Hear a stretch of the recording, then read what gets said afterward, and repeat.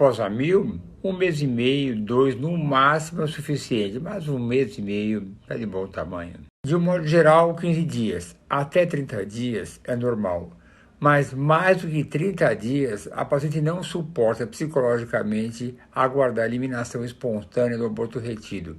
Nesse caso, o que se procede é o AMIL. Doenças autoimunes, como o próprio nome diz, é quando o organismo agride a si próprio. Na estimulação ovariana não é necessário o uso de medicamentos, mas na transferência embrionária é necessário o uso de medicamentos imunossupressores, como o corticoide e outros. Se você fez a pesquisa de todas as possibilidades de falha de implantação, a sua chance de engravidar é pelo menos 70%.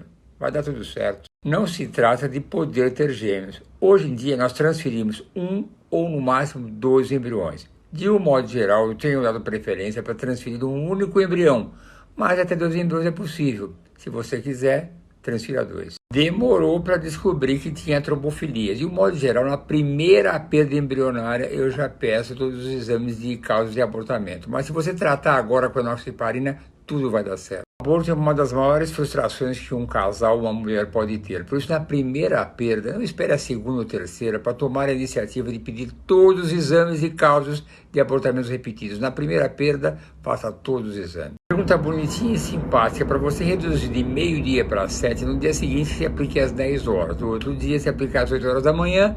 E no terceiro, às 7 horas da manhã, e vai estar do jeitinho que você gosta. Claro que eu posso indicar, mas o mais recomendável é você fazer primeiro uma análise dos seus micronutrientes para ver o que está faltando. Mas, de modo geral, é o metilfolato, vitamina D, colina, selênio, zinco, tudo isso é importante. Ainda conforme o caso, você pode adicionar coenzima Q10, ubiquinol, PQQ, UNAC, DHA, são tantos detalhes, cada caso é diferente do outro. Endométrio de 5 milímetros é difícil engravidar. Impossível não é. Mas se for um endométrio trilaminar, bonitinho, e a dosagem hormonal nesse período estiver perfeita, pode ser, mas a chance é bem menor. Normalmente o hormônio antimileriano diminui 10% ao ano. O seu caso caiu muito rápido mesmo. Eu acho necessário uma avaliação mais criteriosa para ver os motivos para isso. Também eu quero deixar claro que pequenas variações na dosagem do hormônio antimileriano, quando você compara laboratórios diferentes e os hormônios foram dosados na mesma época, pode acontecer pela hidratação da paciente e variações como essa, mas essa variação sua é muito grande. O que eu posso afirmar é que engravidar com óvulos doados oferece uma chance bem maior que engravidar com seus próprios óvulos. É mais difícil engravidar com seus próprios óvulos. Eu tenho gestação com antimileriano menor que o seu, mas é mais difícil. Normalmente eu indico fazer ultrassom a cada 2 semanas nessa fase da gravidez.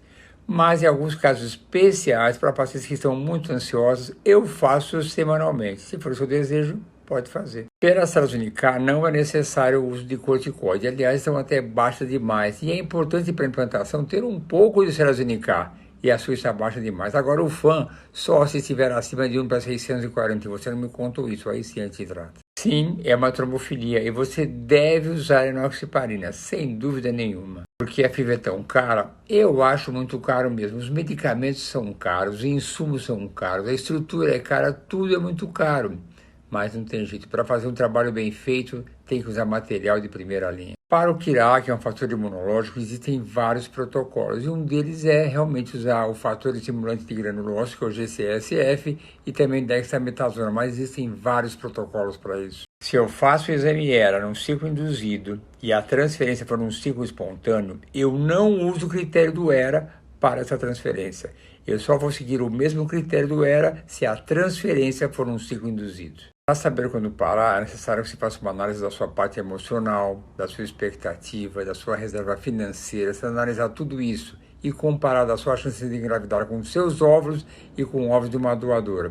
E aí você decide. Mas num caso como o seu, não tenha dúvida, a chance de engravidar com óvulos de uma doadora é bem maior do que engravidar com seus próprios óvulos. Para engravidar naturalmente é necessário que vários fatores estejam em ordem e em perfeita sintonia. No caso das tubas, só a permeabilidade não é suficiente, é necessário também a motilidade para captar os óvulos do ovário e encaminhar para o útero para que sejam fertilizados. Portanto, quando você tem aderência nas tubas, você tem dificuldade em captar os óvulos do ovário e encaminhar para o útero. Pode acontecer, é mais difícil, e às vezes até uma gravidez tubária, porque a tuba não consegue empurrar o embrião para o útero. Mas pode engravidar, pode acontecer. Aliás, se você olhar no meu Instagram, você vai ver uma tuba jorrando contraste. Ela tinha muitas aderências, estava totalmente grudada. Com a cirurgia laparoscópica, eu desgrudei e ela ficou jorrando contraste. Ficou linda, maravilhosa. Bom, existe a zoospermia obstrutiva e a zoospermia não obstrutiva. A não obstrutiva é aquela que o testículo não produz espermatozoides. Aí tem que fazer uma análise bem detalhada e criteriosa para ver qual é a chance de retirar espermatozoides do testículo ou do epidídimo. Agora, se a sua pergunta é se existe tratamento clínico para a zoospermia, aí é muito difícil responder de pronto assim. É muito detalhada a pesquisa, cada caso é diferente do outro. Mas quem pode responder essa pergunta direitinho é o Dr. Dalmo, que é médico andrologista do IPJ. Eu vou mandar para ele responder em detalhes tudo o que é importante sobre a zoospermia. Isso mesmo, transfira sim, porque o embrião em D3 também é muito bom. É claro que blastocisto dá uma chance maior, mas embrião D3 dá bebês que nascem maravilhosos e lindos. Quando eu falo de embriões em D3, o ideal é que tenha 8 células e sem nenhuma fragmentação. 6 células também é bom. 4 células não é muito bom, mas também pode dar gravidez. O ideal é um blastocisto 5A, mas embrião de D3 também dá gravidez de bebês lindos e maravilhosos. Olha, acredite no seu embrião, nesse que você tem. Todos nós conhecemos pacientes que têm embriões blastocistos, 5A, euploides e não engravidam. O importante é você acreditar no seu embrião e tudo vai dar certo. Possível é fazer coleta de óvulos por via abdominal, mas é complicado, arriscado, não é o ideal. Não sei qual o motivo da sua pergunta, mas o ideal é transvaginal. Olha, vacina é fundamental, é primordial. Você continua tentando engravidar naturalmente. Se for uma fertilização, você espera a segunda dose depois de 30 dias. Fora isso, tenta naturalmente e não é problema que vai acontecer alguma coisa. É melhor não engravidar. Mas se você teve cólica após a última injeção de Zoladex e foi por causa da endometriose, pode ser que a endometriose voltou. Fora isso, não tem motivo para ter cólica porque acabou a última injeção. Só a endometriose que daria essa cólica. Eu faço estereoscopia e não contraindico a relação sexual. É lógico que na primeira semana tem dores normais porque foi manipulado o útero. E no primeiro mês pode ter relação sexual, mas use preservativo. Essa é a minha recomendação. Tranquilo, 6 meses é mais que o suficiente. Tranquilo mesmo. A princípio não tem problema nenhum, mas em situações como essa eu converso com o médico que operou a paciente desse problema. E aí juntos vamos concluir. 18 meses é o suficiente, quer que eu espere um pouco mais, pode ser um pouco antes, eu converso com ele. Essa sua pergunta é muito interessante, e a minha pergunta é o mesmo laboratório? Porque examinadores diferentes fazem diagnósticos também diferentes. Se for o mesmo laboratório, tem que checar e repetir o exame mais uma vez. Não é necessário fazer histerosalpingografia nos casos de fertilização in vitro, a não ser que haja uma suspeita de hidrossalpinge. O melhor exame para diagnóstico de hidrossalpinge é a histerosalpingografia, mas no seu caso não é necessário não. Eu adoro essa interação, eu adoro orientar, eu adoro ajudar as pessoas, sempre para que tenham a sua própria família. O que eu acredito é na formação de famílias, acho fundamental para todos os indivíduos. Mas o que eu adoro mais mesmo é atender as pacientes e trabalhar, eu mesmo fazer o meu trabalho, coletar ovos, transferir, orientar, ver o resultado, fazer ultrassom. Isso é aquilo que eu mais gosto na vida. Acho que o seu caso está ótimo, maravilhoso. Eu só não entendi por que eu tirar as trompas. Você está com hidrossalpinge? Se você tiver hidrossalpinge, realmente o ideal é retirar as tubas. Aqui existem 3 possibilidades. Tentar outra vez? Sim. Fazer transferência em D3 sem biópsia é uma alternativa um pouco ousada, mas pode ser sim. E a terceira é a ovodoação. É uma possibilidade bastante interessante para você. Eu não entendi a pergunta. Qual outro hormônio além da progesterona? Existem vários hormônios, FSH, LH, estradiol, veia tiroide, T4, TSH, tantos hormônios, nem dá para responder em 15 segundos. Tem muito mais coisa para você entender. Células NK no endométrio de 5% é maravilhoso, normalíssimo, não tem que tratar nada, está perfeito, não está nem alto nem muito baixo, está perfeita. A receptora deve fazer todos os exames e faz a implantação. Vê adenomiose, endometrite, trombofilias, todos os exames. E o marido faz o espermograma e o cariótipo também. E aí vai ter uma chance de gestação até de 68%. A gestação de fertilização in vitro exige alguns cuidados especiais, mas pode ter parto normal sim, sem nenhum problema. Pergunta interessante, você com baixa reserva ovariana, seu marido com azoospermia, procure um médico de medicina reprodutiva, faça todos os exames, faça a fertilização in vitro e tenha seu bebê. fácil, né? Em primeiro lugar, 5 centímetros não, impossível, você exagerou, deve ser meio centímetro, mas mesmo assim você deve tirar antes da sua transferência embrionária. De jeito nenhum, não interfere em nada. Se interferir em alguma coisa, vai melhorar a qualidade dos ovos, mas prejudicar de jeito nenhum. A adenomiose atrapalha a implantação embrionária, independente de ser uma gestação por fertilização in vitro ou de uma gestação espontânea, natural. E deve ser tratada porque também aumenta a incidência de abortos, por isso é importante o seu tratamento. Normalmente a janela de implantação é após 5 dias de uso de progesterona, mas pode estar deslocada para antes ou para depois, pré-receptivo ou pós-receptivo. E o exame para isso é o exame ERA, Endometrial Recipe Array. Antimileriano de 0,53 aos 32 anos, eu não indico congelamento de óvulos, eu indico a gravidez imediata, já.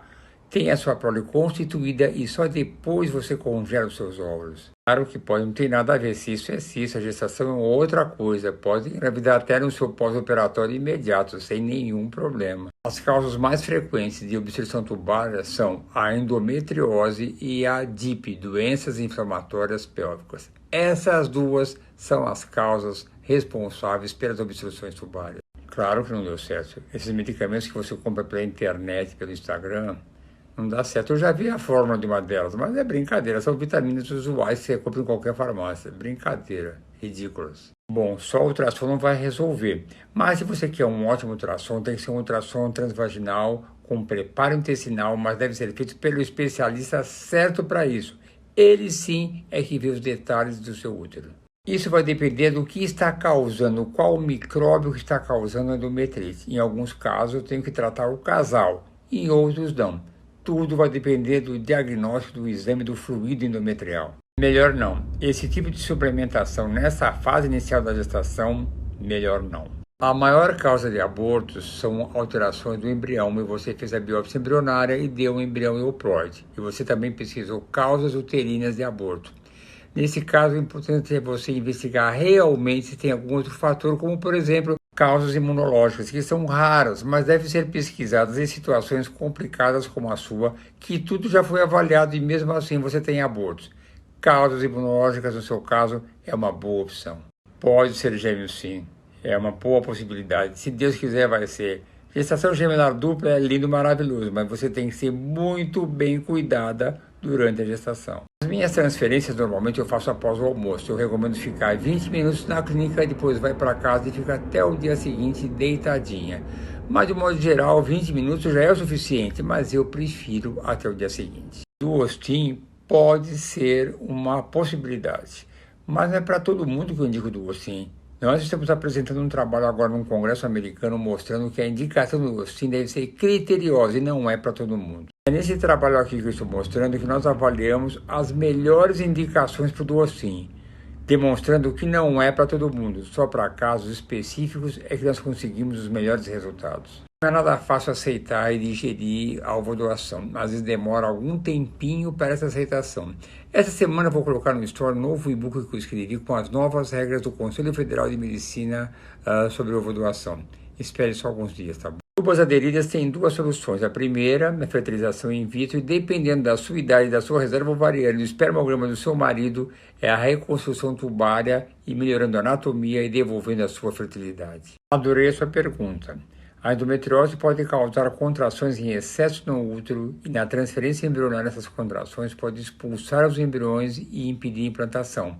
Aí você usa Tractocili que inibe essas contrações. Não precisa ser exatamente, tem que ser cerca de 30 minutos antes, que é o período do efeito do Tractocili, para que iniba as contrações no momento da transferência embrionária. Normalmente, após a transferência, eu continuo com a medicação inibina via oral, para continuar inibindo essas contrações em excesso que podem atrapalhar o desenvolvimento da gestação. Que bonitinha. Obrigado por me achar o máximo. E quero ver sim o seu bebê no seu colo. Logo, logo, logo. ERA é um exame para ver a janela de implantação, mas é um exame cheio de controvérsias. Por isso, na escala de importância dos exames de falhas de implantação, no meu entender, está entre os últimos. Sim, independente do ciclo ser natural ou ciclo com reposição hormonal, eu gosto muito de usar o Tractocili em pacientes que têm contrações em excesso ou reclamam de cólicas importantes em transferências anteriores. A resposta para essa pergunta é: nem me fale. Todo dia temos problemas com essa nova resolução do Conselho Federal de Medicina. Eu acho, e outros também, um absurdo. Que bom que você está me acompanhando. Um grande beijo e juízo. Adorei seu comentário, extremamente divertido e engraçado. Será que você gosta muito de pudim? Ou quem sabe você não gosta nem um pouquinho? Qualquer coisa você gosta mais que pudim. Será?